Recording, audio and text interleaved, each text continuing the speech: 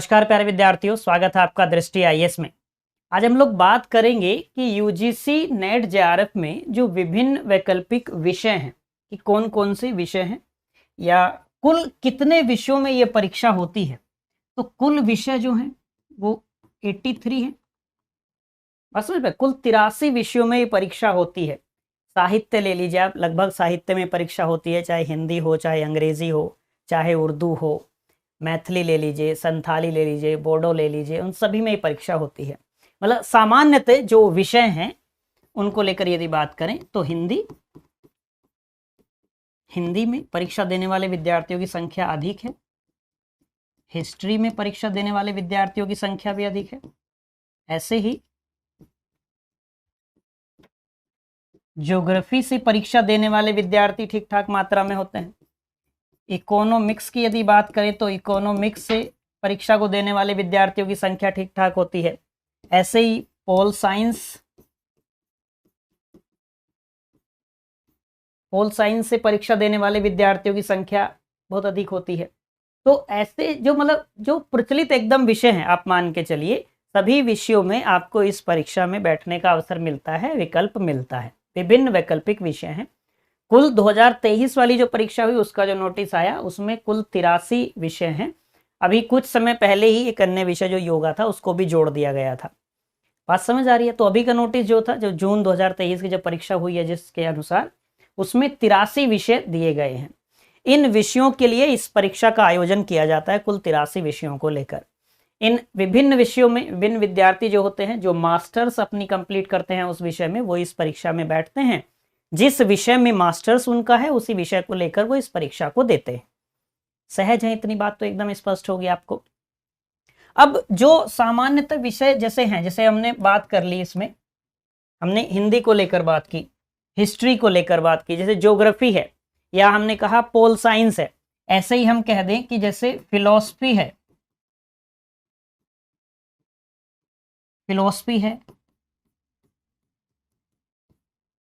Sociology है। बात स्पष्ट हो गई। कॉमर्स वाले विद्यार्थी ठीक ठाक मात्रा में है, कॉमर्स वाले विद्यार्थी हो गए। सोशल वर्क वाले विद्यार्थी हो गए, ठीक है। डिफेंस वाले विद्यार्थी हो गए। होम साइंस के विद्यार्थी हैं।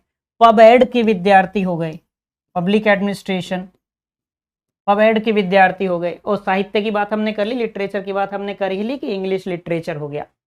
अब यहाँ इतने सारे विषय, जैसे 83 विषय हैं, इन विषयों को लेकर, इतने विभिन्न वैकल्पिक विषयों को लेकर, हर विषय के लिए, यानी कि ये विषय से हर विषय पर निर्भर करता है कि उस विषय में जो परीक्षा देने वाले हैं विद्यार्थी कितने हैं, फिर वहां से जेआरएफ कितने होते हैं, नेट कितने क्वालिफाई होते हैं। जैसे पहले क्या होता था, जब शुरुआती दौर से परीक्षा आयोजित हो रही थी तो इनका लक्ष्य होता था कि कुल हमको 15% विद्यार्थी लेने हैं, लेकिन फिर उतने 15% विद्यार्थी लिए नहीं जा रहे थे। तो एक मामला गया था केरला हाई कोर्ट में।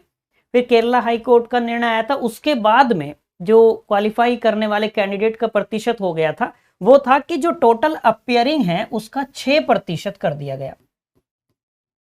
6% फॉर्म भरने वालों का नहीं, अपियरिंग का, कि जितने विद्यार्थी परीक्षा देते हैं उसके 6% विद्यार्थियों को क्वालिफाई होंगे नेट जेआरएफ के लिए।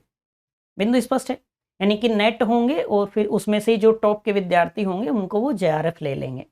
जेआरएफ में जाएंगे तो जेआरएफ में तो संघर्ष और अधिक है, प्रतिस्पर्धा बहुत अधिक होती है। उसमें तो कई बार क्या होता है, 1% तक होते हैं कि जितने बैठे थे उसमें से 1% का जेआरएफ है। बात समझ पा रहे हैं?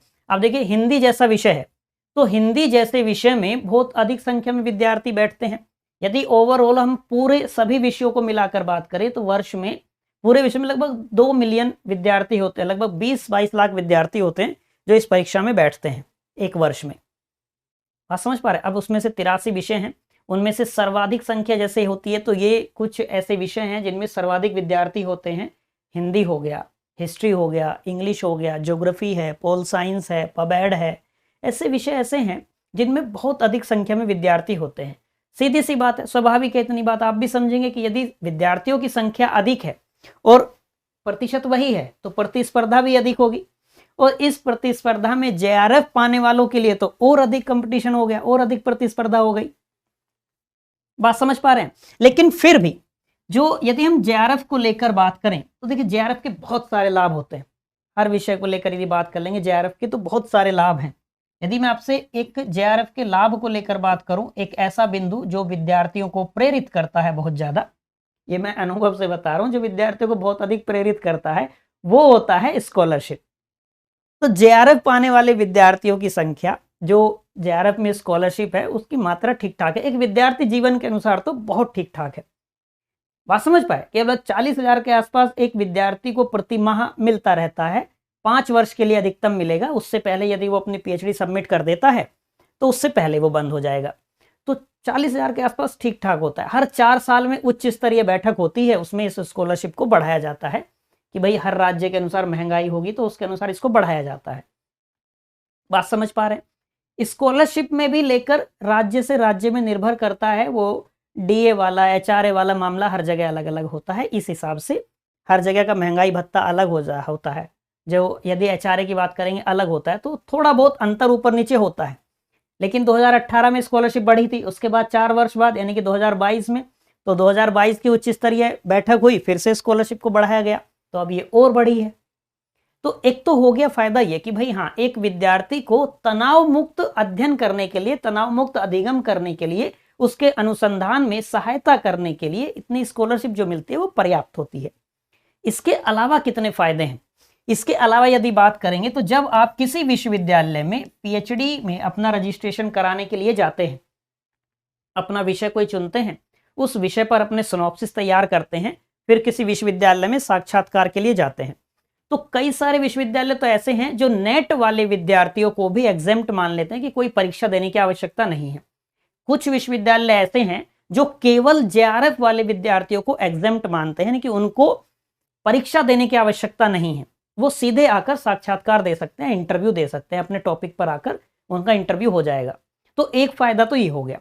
दूसरी बात, जो जेआरएफ विद्यार्थी होता है उस विद्यार्थी के टॉपिक को सेलेक्ट करने में भी अन्य विद्यार्थियों की तुलना में उसको प्राथमिकता दी जाती है।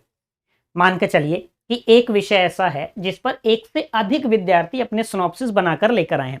मैं बहुत सरल सा उदाहरण मान के चलता हूं। मान लीजिए कोई गांधी जी है, पर कई सारे विद्यार्थी हैं जो अपना सिनॉप्सिस बनाकर लाए हैं कि हमको गांधी जी पर अनुसंधान करना है। कोई तकनीकी विषय वाला है, मान लीजिए वो कंप्यूटर से संबंधित किसी बिंदु को लेकर सिनॉप्सिस लेकर आया है कि मुझे इस पर अनुसंधान करना है। अब ऐसा विषय है जिस पर एक से अधिक विद्यार्थी संभव हो सकते हैं, वहां जेआरएफ वाले को प्राथमिकता दी जाती है। बात समझ गई? तो हम क्या कह सकते हैं कि एक तो पीएचडी में भी प्राथमिकता मिलती है, एडमिशन में, आपका टॉपिक सेलेक्ट होने में यहां भी प्राथमिकता मिलती है। दूसरी बात, एक प्रमुख लाभ तो हमने स्कॉलरशिप का देख ही लिया। एक महत्वपूर्ण बिंदु आप इसको समझेंगे, जब एक सहायक प्राध्यापक बनने के लिए आप अप्लाई करते हैं तो वहां एपीआई मैटर करता है, एकेडमिक परफॉर्मेंस इंडेक्स मैटर करता है, कि आपका ग्रेजुएशन, पोस्ट ग्रेजुएशन और उसके बाद में जेआरएफ है, पत्रिकाओं में आपके लेख छपे हैं और आपकी पीएचडी है, इन सब के नंबर मिलते हैं। तो जिसका जेआरएफ होता है उसको 2 नंबर मिल जाते हैं, एक्स्ट्रा 2 नंबर मिलते हैं, और वहां एक एक नंबर की बहुत वैल्यू होती है। बात समझ पा रहे हैं? तो एक प्रमुख लाभ क्या हो जाएगा कि भाई 2 नंबर और एक्स्ट्रा मिल जाएंगे एपीआई में। तो इससे क्या होता है कि जिन विश्वविद्यालयों में, कुछ विश्वविद्यालय ऐसे हैं जो परीक्षा आयोजित नहीं कराते, सीधे पीएचडी के बाद में या पीएचडी करते हुए भी एपीआई के बेस पर वो वैकेंसी निकालते हैं कि भाई आप स्क्रीनिंग के लिए बुलाए जाएंगे यदि आपका एपीआई अच्छा होगा। तो वहां इसका लाभ मिलता है, 2 नंबर एक्स्ट्रा मिल जाते हैं, फिर आप इंटरव्यू दीजिए, उस इंटरव्यू में भी जेआरएफ का प्रभाव पड़ता है। बात समझ पा रहे हैं? क्योंकि जेआरएफ है कोई विद्यार्थी, इसका सहज एक अर्थ यह है कि वो अपनी योग्यता साबित कर आया है, वो इस परीक्षा को पास करके आया है। अब मान लीजिए 2 विद्यार्थी, एक का नेट पास है, एक का जेआरएफ पास है, आप स्वतः यह अनुमान लगा पाएंगे कि जेआरएफ वाले को प्राथमिकता मिलेगी। तो एपीआई में भी लाभ हो गया, पीएचडी के टॉपिक सिलेक्शन होने पर भी, या हम कहें कि रजिस्ट्रेशन में भी प्राथमिकता मिलेगी। एपीआई में 2 नंबर का फायदा हो गया, स्कॉलरशिप तो मिल ही रही है।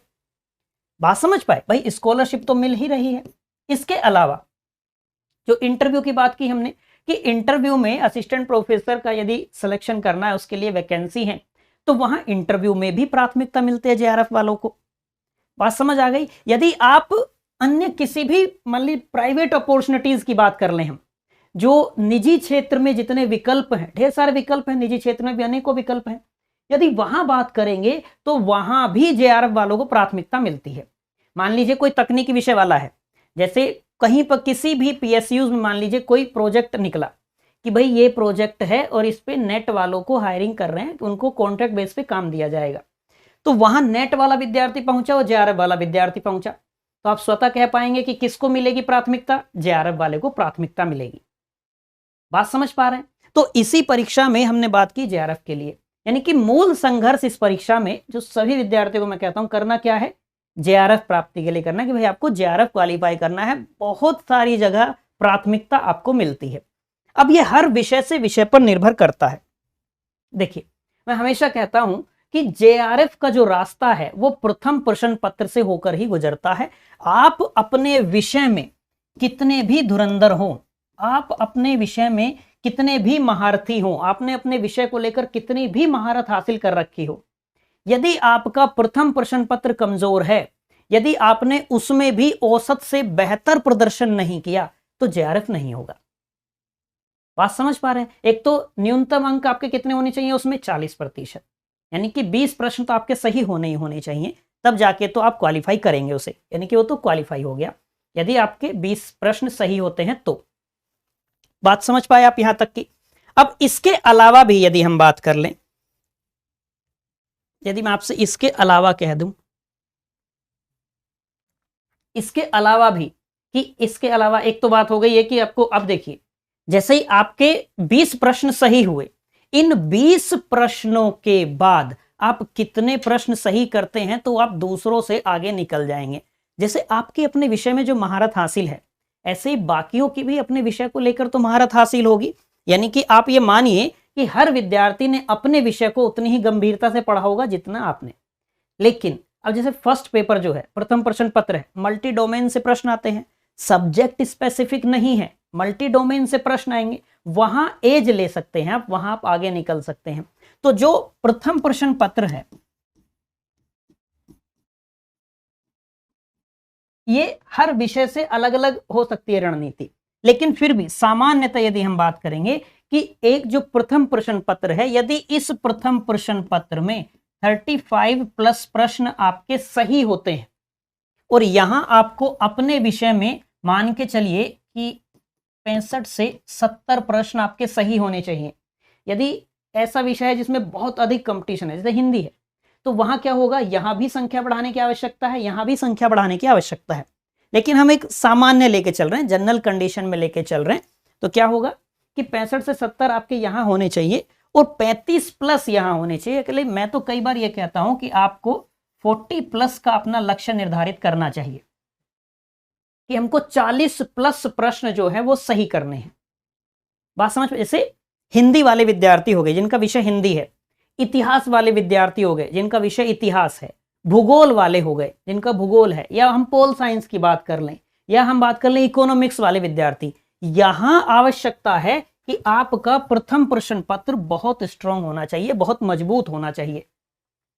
बात समझ पा रहे हैं। क्योंकि आपके जेआरएफ के बीच में यदि कोई बाधा आएगी तो वो बाधा यही होगी, जितना विषय आपने अपना मजबूत कर रखा है, तय मान के चलिए बाकी विद्यार्थियों ने भी उस विषय को उतना ही मजबूत कर रखा होगा। बात समझ पा रहे हैं। कई विद्यार्थी आपसे भी बेहतर स्थिति में होंगे अपने विषय को लेकर। तो यदि आपका प्रथम प्रश्न पत्र बहुत मजबूत है तब आपके जेआरएफ हो जाएगा। मेन संघर्ष आपको जो करना है, मेन लड़ाई जो लड़नी है वो जेआरएफ के लिए है। कभी उद्देश्य नेट का बनाना ही नहीं है, जेआरएफ का उद्देश्य बनाना है। क्योंकि आप एकदम एक फिल्टर लग जाता है, जैसे ही जेआरएफ की बात आई एक फिल्टर लग जाता है। बात समझ पाए। जेआरएफ के अलावा भी हमने पहले बात की है कि कई अन्य स्कॉलरशिप होती हैं, उनका भी लाभ उतना ही है, लेकिन सबसे अधिक जेआरएफ का लाभ आपको हो गया। बिंदु स्पष्ट है यहां तक का। तो ये हर विषय की अलग अलग रणनीति हो सकती है। सामान्यतः क्या करना है, जो मैंने बताया, सामान्यतः हमको अपने विषय में 65 से 70, अपने विषय में आप 70 मान के चलिए कि हमको 70 प्रश्न सही करने हैं। अब कोई नेगेटिव मार्किंग तो है नहीं, तो 70 प्रश्न तक पहुंचना उतना अधिक, ये हम कहें कोई चुनौतीपूर्ण कार्य है भी नहीं। आप पहुंच सकते हैं। लेकिन चुनौती कहां आती है? चुनौती आती है प्रथम प्रश्न पत्र में। भाई अपने विषय को तो आपने ग्रेजुएशन में भी पढ़ा है, अपने विषय को आपने पोस्ट ग्रेजुएशन में भी पढ़ा है, तभी तो आप इस परीक्षा को दे रहे हैं। उस विषय को आपने इस तैयारी के दौरान भी पढ़ा है। यदि आप उस परीक्षा में 70 प्रश्न सही कर देते हैं तो आप ये मान कर चलिए अन्य विद्यार्थी भी उसी स्थिति में होंगे, आपसे कम में स्थिति में अन्य विद्यार्थी भी नहीं होंगे। उन्होंने भी उसको 5 वर्ष पढ़ा है, आपने भी उसको 5 वर्ष पढ़ा है। लेकिन ये आपके लिए भी नया है और जो विद्यार्थी दूसरे हैं ये अन्य विद्यार्थियों के लिए भी विषय नया है। ये मल्टी डोमेन से प्रश्न आते हैं, कोई सब्जेक्ट स्पेसिफिक नहीं है। जो आपके ऐसे विषय इसमें हैं जो आपके शोधार्थी के रूप में काम आएंगे, जो आपके एक सहायक प्राध्यापक के रूप में बिंदु काम आते हैं, वो सारे बिंदु इसमें शामिल हैं। यदि आप इसका नाम भी देखें, क्या आता है प्रथम प्रश्न पत्र का नाम? टीचिंग एंड रिसर्च एप्टीट्यूड, यानी कि शिक्षण और शोध अभिवृत्ति या अभिक्षमता कह दें हम। बात समझ पा रहे हैं? अब इसमें संचार हो गया, आईसीटी हो गया, या हम कह दें कि इसमें जो गणित या अभिवृत्ति जांचने के लिए, तर्क शक्ति आपकी पहचानने के लिए, आंकड़ों की व्याख्या समझने के लिए, आपकी बौद्धिक क्षमता कितनी है, समझबूझ कितनी है, उसके लिए कॉम्प्रिहेंशन होता है। तो ये मल्टी डोमेन है। यहां से किसी एक विषय विशेष से प्रश्न नहीं आएंगे, अलग अलग विषय होंगे, 10 इकाइयां हैं। तो ये सभी के लिए नया है। अब निर्भर करता है कि आप इसमें कितनी मेहनत करते हैं, आप प्रथम प्रश्न पत्र को कितनी गंभीरता से पढ़ते हैं, कितने व्यवहारिक होकर चीजों को सोचते हैं। क्योंकि जब से इस परीक्षा का आयोजन दिसंबर 2018 से एनटीए ने करना शुरू किया, परीक्षा में पूछे जाने वाले प्रश्नों की जो प्रकृति है, उनका जो स्तर है, वो दिनों दिन बढ़ता गया है। 2020 के बाद तो प्रश्न इतने जटिल हैं कि यदि आपने केवल सैद्धांतिक चीजें, या मैं कहूं किताबी ज्ञान आपने रखा, तो आपकी परीक्षा पास नहीं होगी, जेआरएफ नहीं होगा। लेकिन जितना आप चीजों को व्यवहारिक होकर सीख पाएंगे, समझ पाएंगे, उतना आप जेआरएफ के नजदीक जाएंगे। आप देखेंगे हर यूनिट के एप्लीकेशन से प्रश्न पूछा जा रहा है। यदि आईसीटी है तो आईसीटी का एप्लीकेशन क्या है। यदि आपको ईमेल के बारे में जानकारी है तो आपको ईमेल के बारे में बहुत डीपली नॉलेज होनी चाहिए। बात समझ पा रहे हैं आप यहां तक की? तो हमें काम किस पर करना है? हमें अपने प्रथम प्रश्न पत्र पर बहुत मेहनत करने की आवश्यकता है। यदि आप प्रथम प्रश्न पत्र में मान लीजिए 40 प्लस जाते हैं, 40 प्लस जाते हैं, ये ऐसा कोई स्कोर नहीं है जो किसी का नहीं आया। 45 प्लस भी विद्यार्थियों का स्कोर हुआ है इसमें, 45 से अधिक प्रश्न सही होना। बात समझ पा रहे हैं? निर्भर इसी पर करेगा कि आप कितनी गंभीरता से इस प्रश्न पत्र को लेते हैं। बात समझ आ गई? यदि आप यहां 40 प्लस जाते हैं और आपका थोड़ा सा मान लीजिए प्रदर्शन आपके विषय में खराब होता है, तो भी ये कवर कर लेगा, क्योंकि अधिकांश विद्यार्थी ऐसे होंगे जिनका प्रथम प्रश्न पत्र में स्थिति उतनी बेहतर नहीं होगी जितनी आपकी 40 प्लस प्रश्न सही करने पर है। बात स्पष्ट हो गई? तो अपने विषय को मजबूत कीजिए। बात ठीक है, आपने विषय अपना 5 वर्ष पढ़ा है तो विषय मजबूत है, ये मानकर चलेंगे। आपको अभ्यास करने की उसमें आवश्यकता है। प्रथम प्रश्न पत्र ऐसा है जिसमें आपको बहुत अधिक अध्ययन करने की आवश्यकता है, चीजों को व्यवहारिक होकर उनके एप्लीकेशन को समझना है, उस पर काम करना है। बात स्पष्ट हो गई? तो सभी विषयों के लिए अपने अपने विषय के अनुसार रणनीति बना लेंगे। प्रथम हम कहें प्राथमिकता में किसको रखना है? प्रथम प्रश्न पत्र को प्राथमिकता में रखना है। बात स्पष्ट हो गई? तो मुझे पूरी उम्मीद है कि आपको विभिन्न वैकल्पिक विषयों को लेकर जानकारी मिली होगी, कुछ अन्य चीजें भी आपके लिए स्पष्ट हुई होंगी, कक्षा आपके लिए रुचिकर और ज्ञानवर्धक रही होगी। मिलेंगे आपसे अगली क्लास में। Till then bye bye, have a nice day.